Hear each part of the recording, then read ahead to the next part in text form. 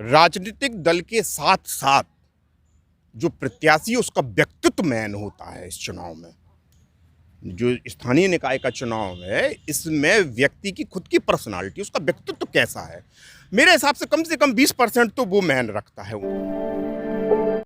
नमस्ते, मेरा नाम है धर्मेंद्र, आप देख रहे हैं ESM न्यूज़। आप सबको जानकारी है कि हम चर्चा कर रहे हैं दावेदारों से, जो दावे कर रहे हैं कि वो नगर पालिका के लिए चुनाव लड़ने वाले हैं या नगर निगम के लिए या नगर परिषद के लिए।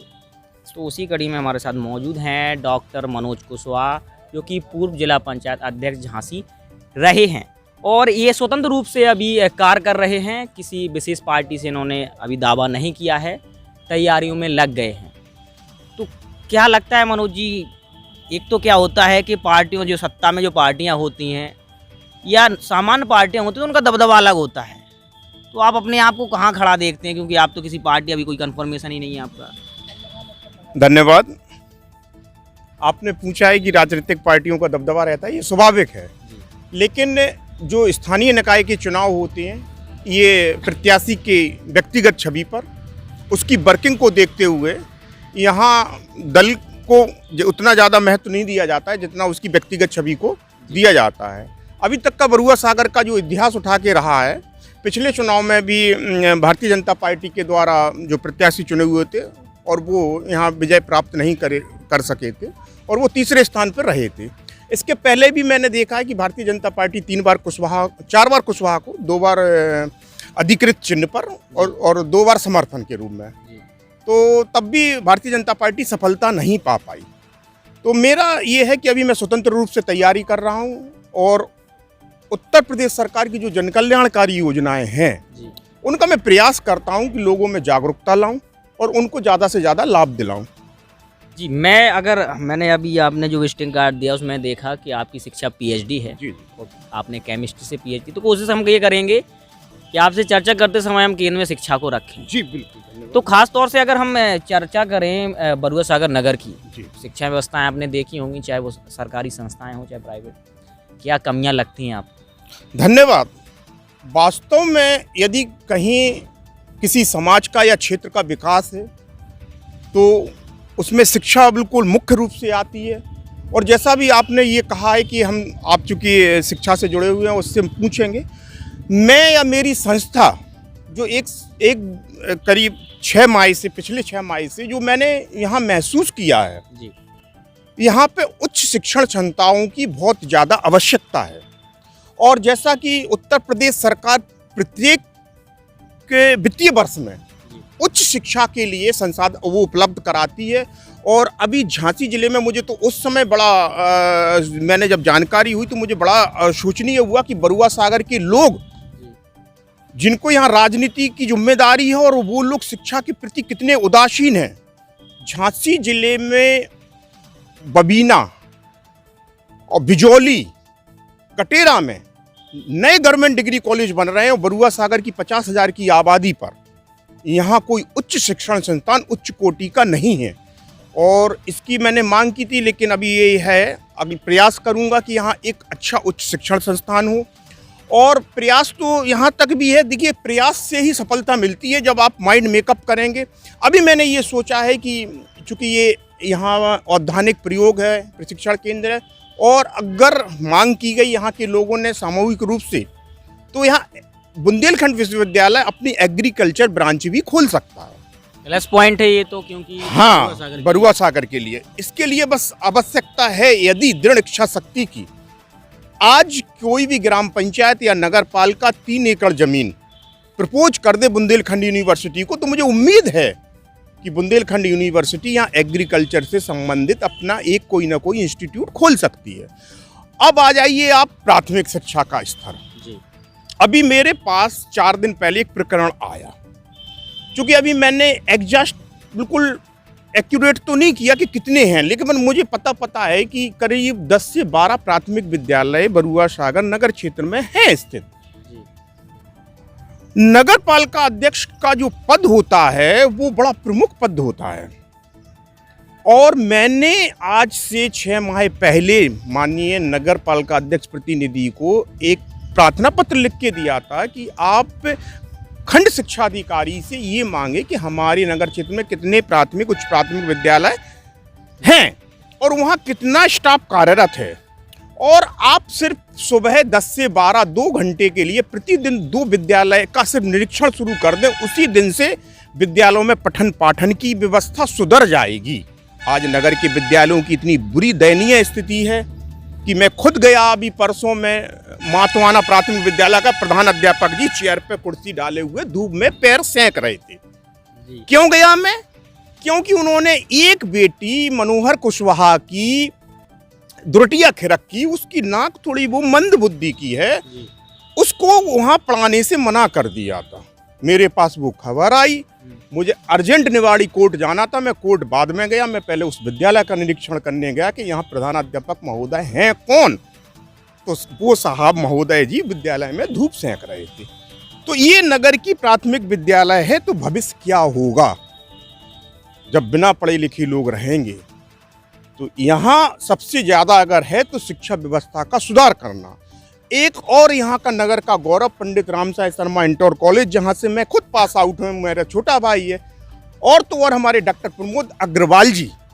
जब एक बार मैंने उन्होंने पढ़ा तो उन्होंने कहा कि मैं डीसी विद्यालय का पढ़ा हुआ छात्र हूँ। रिटायर्ड आईएएस अधिकारी। हाँ, रिटायर्ड आईएएस अधिकारी हैं। डॉक्टर अमित जैन जी जो इस समय ग्वालियर में उप चिकित्सा अधीक्षक हैं, वो डीसी के पढ़े हुए लोग हैं। और आपके, ठीक, आपने बहुत अच्छा करा, पंडित हाँ पंडित दिनेश मिश्रा जी के पिताजी आदरणीय शिव शंकर मिश्रा जी उस विद्यालय के प्रधान अध्यापक उस समय हुआ करते थे। वो हमारे नगर के लिए गौरव है। ऐसी संस्थाओं को संरक्षण करना हम जैसे लोगों का काम है। आज क्या स्थिति है उस संस्था की? उच्च संस्था की स्थिति चल रही है, लेकिन नगर की संस्था के प्रति नगर पालिका की तरफ से कोई सहयोग नहीं रहता है कि हम वहाँ देखें, उत्तर प्रदेश सरकार की कायाकल्प के तहत हम उनकी मदद करें, वहाँ शिक्षा उच्च क्वालिटी की शिक्षा की व्यवस्था करें, वहाँ का स्टाफ टाइम से आए। यहाँ तो छोड़िए, मैं बात कर रहा था पंडित रामसाई शर्मा इंटर कॉलेज, वहाँ भी बड़ी दयनीय स्थिति रहती है। कभी हमारी नगर पालिका अध्यक्ष महोदया जी ने शायद ही किसी दिन वहाँ गई हो, वहाँ पूछा हो कि आपके यहाँ आज भी स्थिति है आज़ादी के 75 वर्ष में कक्षा 11-12 में जो बच्चियां सिलाई लिए रहती वो फर्श पे बैठ के पढ़ती हैं। मैंने जब देखा कि ये क्या स्थिति है तो मैंने उस पर लिखित भी दिया और मैंने मांग करी कि हमारे आदरणीय सांसद विधायक जी, जो करोड़ों रुपए की निधि आती है और आप इसके मतलब निष्क्रिय लोग हैं कि आप लोग उनसे मांग नहीं करते हैं। मैंने कहा आप मुझसे कहिए, हम 20 लोग जोड़ के 5-5 हज़ार रुपये कम से कम उन्हें फर्नीचर तो उपलब्ध करा देंगे। तो ये स्थितियाँ हैं यहाँ पंडित रामसाई शर्मा। और वहाँ सारे बच्चे जाते हैं सिर्फ किसानों के, पिछड़े को, दलितों के। एक फिर प्राथमिक आ जाता है राजकीय बालिका इंटर कॉलेज, वहाँ सारे क्षेत्र की, ग्रामीण क्षेत्र की बच्चियाँ पढ़ने जाती हैं। वहाँ जो स्टाफ है अच्छा वेल एजुकेटेड स्टाफ है। आज की तारीख में मुझे लग रहा है कि किसी टीचर को 1 लाख रुपए से कम वेतन नहीं मिल रही होगी। 80 से 1 लाख। ठीक है, लेकिन स्थितियाँ वही हैं, जो पढ़ाई हो जाए कोई नहीं। लेकिन नगर की तरफ से ना तो किसी की एक प्रतिनिधि मंडल है वहाँ कभी देखने के लिए पीटीए की बैठक हो, हम वहाँ जाएं। बीच बीच में मैं गया तो उनकी भी कई आवश्यकताएं रहती हैं विद्यालय परिवार की कि हमें सपोर्ट मिलना चाहिए।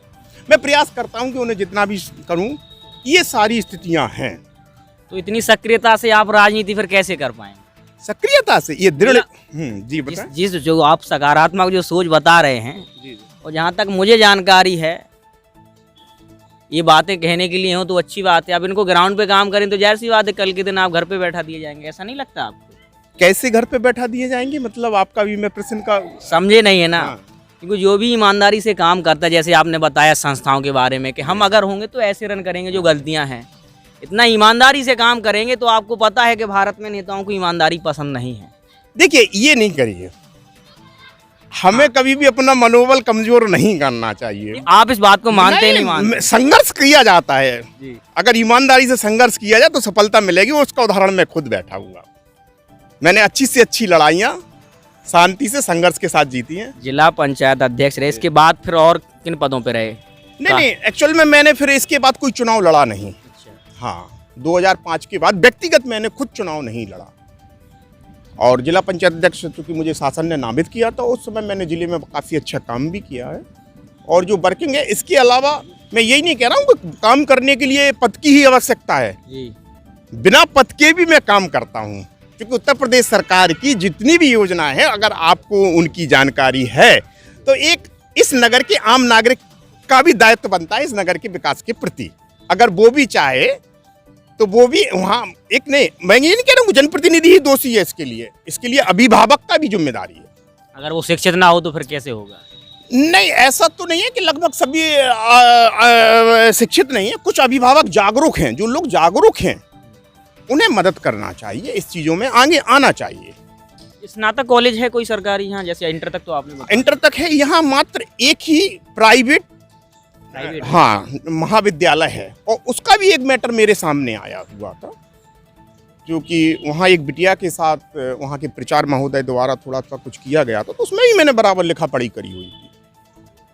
तो यहाँ इसीलिए अब मेरी इच्छा है कि यहाँ गवर्नमेंट डिग्री कॉलेज जरूर हो, वो किसी भी फैकल्टी से आ जाए, साइंस से आ जाए, आर्ट से आ जाए, और गवर्नमेंट का इस पर फोकस भी है।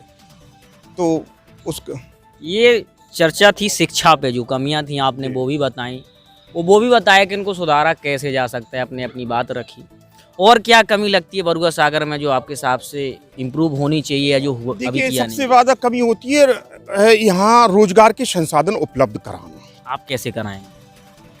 सीधी सी बात है, आपको पता भी होगा उत्तर प्रदेश सरकार का एक जिला एक उत्पाद ODOP जी, वन डिस्ट्रिक्ट वन प्रोडक्ट, उसके अंतर्गत झांसी का टेडी बियर लिया गया। उसका एक शायद बबीना में सेंटर खुल गया है, महिलाओं को जागरूक कर रहे हैं, उन्हें लोन फाइनेंस कराया जाता है, गवर्नमेंट सब्सिडी देती है, महिलाएं टेडी बियर बनाएंगी, बड़ी एजेंसी आके खरीद ले जाएगी। लेकिन अभी बरुआ सागर में किसी ने मांग नहीं की है कि एक सेंटर यहाँ भी उसका बनवा दिया जाए, और उसकी नोडल एजेंसी बबीना का चालू है आप बता रहे हैं? संभवतः मेरे हिसाब से जो मुझे पेपर से जानकारी है, लेकिन झांसी में हो गया है। झांसी में तो कुछ महिलाओं ने हो गया, और करीब लगभग एक महिला को तो 50 लाख रुपए का लोन फाइनेंस भी हुआ है जिला उद्योग केंद्र के द्वारा, उसमें शायद 30% सब्सिडी भी है। तो एक जिला एक उत्पाद के साथ टेडी बियर है, एक वो हो गया। दूसरा बात है जिला औद्यानिक मिशन अभियान चल रहा है।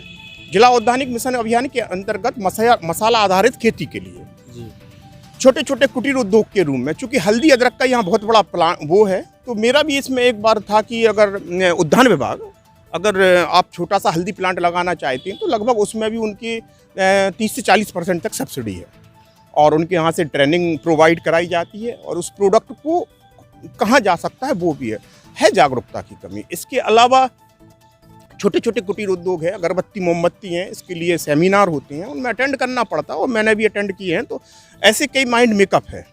अगर जब छोटे छोटे 2-4 महिलाएं आगे आएंगी और वो चलेगा, तो इस तरीके से रोजगार के संसाधन उपलब्ध कराए जाते हैं। और आने वाले समय में चूँकि अदरक का भी सरकार फिर से जोर कर रही है कि बरुआ सागर में अदरक का कोई फूड प्रोसेसिंग वाला प्लांट लगाया जाए बड़े लार्ज स्तर पर। तो गवर्नमेंट की सबसे बड़ी पॉलिसी ये है कि अब गवर्नमेंट खुद लगाना नहीं चाह रही है, वो चाह रही है कि कोई प्राइवेट कंपनी आए, एजेंसी आए, वो आगे बढ़े, और जो हम फैसिलिटी दे रहे हैं हम उनको उपलब्ध कराएं। दूसरी बात एक सबसे बेटर है, अभी परसों ही कमिश्नर साहब झरना पे आए हुए थे, पर्यटन नीति के अंतर्गत जिले पूरे प्रदेश में झांसी जिले को चुना गया, जहाँ कुछ जिले चुने गए हैं पर्यटन को बढ़ावा देने के लिए, ग्रामीण पर्यटन के लिए, तो उसमें झांसी जिले में बरुआ सागर को चुन लिया गया। ग्रामीण पर्यटन मतलब सरकार का ये प्रयास है कि जो फॉरेनर टूरिस्ट आ रहे हैं उनको 1 या 2 नाइट हल्ट स्टे बरुआ सागर में किया जाए। और ये जो विलेज टूरिज्म है, ये हमारे गुंदरई ओरछा में MP गवर्नमेंट का सक्सेस हो गया, तो बरुआ सागर स्पॉट बना दिया गया। विलेज टूरिज्म मतलब ऐसा कि फॉरेनर टूरिस्ट आएगा, वो गांव में रुकेगा एक रात, तो वहाँ की संस्कृति देखेगा, उन लोगों का रहन सहन, खाना बनाना, कल्चर से रूबरू होगा, फिर उनको बैलगाड़ी से वो खेत तक लुआ जाएंगे, तो वो उस चीज़ का सब पैसा देंगे उनको। तो अभी कमिश्नर महोदय जी आए हैं, और ये विलेज टूरिज्म में बरुआ सागर पास हो गया है। एक शब्द में, एक लाइन में हम कहें तो कि जो राजस्थान पहले सीख चुका है, पहले कर चुका है, हम थोड़ा लेट हो गए इस चीज़ को अपनाने में, क्योंकि वहाँ के उन्होंने अपने कल्चर को व्यापार में बदल दिया, और हम व्यापार में नहीं बदल पाए, तो अपना बुंदेली कल्चर जो संस्कृति सभ्यता रही है वो आपको भी पता है कि वो ख़त्म होती जा रही है। जी जी। ये निर्णय फिलहाल तो सकारात्मक है।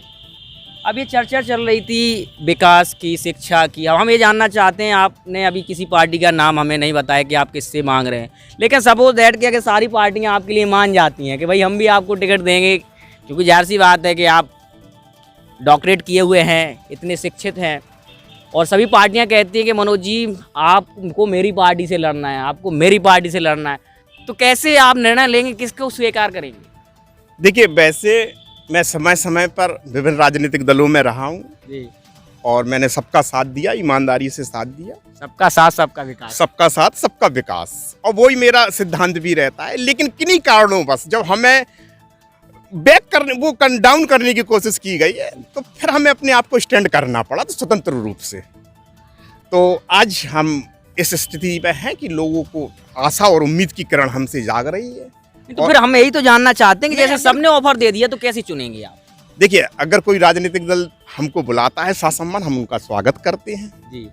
और जो हमारा निर्णय होगा, हमारे लोगों का निर्णय होगा, उसे हम स्वीकार करेंगे। ये तो यही वही तो बता रहे हैं, जैसे सामने वाले देखना चाहते हैं कि भाई मनोज जी कहें तो कि भैया वो हमसे उम्मीद रख रहे हैं तो चलो हम पहुंचाएं, शायद वो आपके जवाब का ही वेट कर रहे हों। नहीं, प्रयासरत हम रहेंगे। हमारे सभी जो हमारे दल हैं, जी जी। जो हमारे बड़े नेता हैं, मैं सबके संपर्क में रहता हूं और आरक्षण अब तय हो गया है और आपत्ति का भी समय है 5-6-7 दिन का। इसके बीच में हम बड़े नेताओं से मिलेंगे, वहां से हमें क्या आश्वासन मिलता है।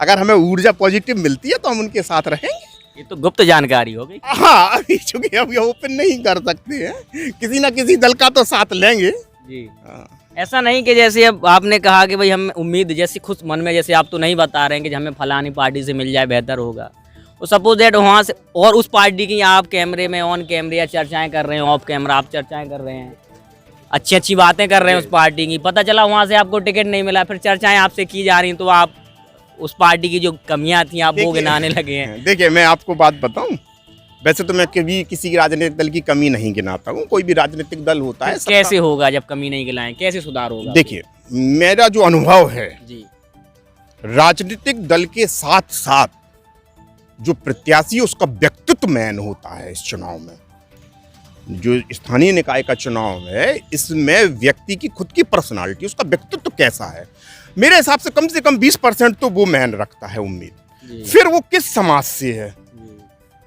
तो ये कुछ समीकरण ऐसे होते हैं जिस सब का जब सामंजस्य बैठता है तब वो उसका परिणाम सफलता के रूप में आता है।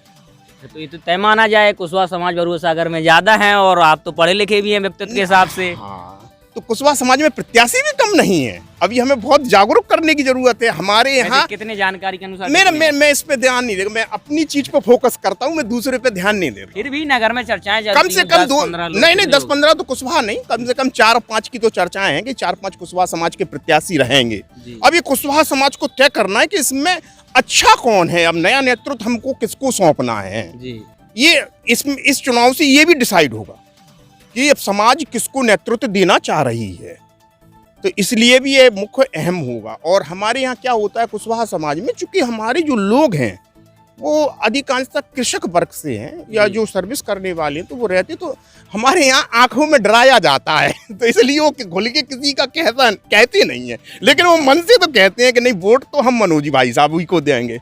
क्योंकि यहाँ ये डर और भय हमने बीच में हटाने की कोशिश की थी, लेकिन चूंकि हम कुछ दिन राजनीतिक रूप से निष्क्रिय रहे तो वो फिर से है ऐसा। तो ग्राउंड पे जाना शुरू हो गया है। हाँ, हम बराबर अपनी संस्था के माध्यम से लगभग 1 साल से बराबर हम पब्लिक के बीच में जाते हैं। उनकी विद्युत की समस्याएं हों, उनके जैसी श्रम विभाग की, अभी हमारी संस्था ने श्रम विभाग पे काफ़ी काम किया हुआ था, तो यहाँ 35 बच्चियों को हमने साइकिल दिलवाई थी श्रम विभाग से। 3 बच्चियों की शादियों को पैसा दिलवाया था, तो जो श्रम विभाग से अनुदान जन कल्याणकारी उनके माध्यम से बिजली की समस्या है, ये सारी समस्याओं को हम सुनने जाते हैं और उनका निस्तारण भी होता है। कुछ लोगों की समस्याएं रहती हैं वृद्धावस्था पेंशन, पारिवारिक पेंशन की समस्या, जो उनके अभाव के कारण पेंडिंग रहती हैं, कुछ तहसील स्तर पर पेंडिंग रहती हैं, कुछ जिला समाज कल्याण अधिकारी की, जो भी हमारे पास आता है हम इस बहाने उनसे मिलना, इस बहाने अधिकारियों से मिलना जुलना हमारा लगातार रहता है। तो हम बराबर पब्लिक के बीच में बने रहते हैं। चर्चा खत्म करने से पहले मनोज जी, हम आपसे चाहते हैं कि आप क्या कहना चाहेंगे अपने बरुआ सागर नगर की जनता से, क्या उम्मीद रखते हैं? मेरा तो बस नगर की जनता से यही है कि एक स्वच्छ सुंदर अच्छा बरुआ सागर का नेतृत्व देने के लिए अभी नहीं है। यहाँ साहब अब अंदर अभी आप गए नहीं होंगे साहब। फिलहाल जितना घूमने को मिला है अभी। हाँ, जो हम कह सकते हैं देखा है हमने। हाँ, स्वच्छ सुंदर और बरुआ सागर के लिए प्रत्येक नागरिक का बढ़िया, मतलब अकेली जनप्रतिनिधि हमारे चेयरमैन की अकेली जिम्मेदारी नहीं है, वो अकेला नहीं कर पाएगा। नागरिकों को भी जिम्मेदारी बनती है कि वो अच्छा नेतृत्व चुन के दे, जो लोकतंत्र का महत्व है। जी। अपने बुद्धि विवेक से निर्णय ले। मैं कह रहा मुझे नहीं जो भी आपको अच्छा लगे, लेकिन बुद्धि विवेक के साथ निर्णय लें। आपका ही महत्वपूर्ण योगदान है इस नगर के विकास के पथ पर ले जाने के लिए। मेरी यही उम्मीद और आशा है कि आने वाले समय में बरुआ सागर की जनता अच्छा नेतृत्व देगी, बरुआ सागर अच्छा नेतृत्व चुनेगी।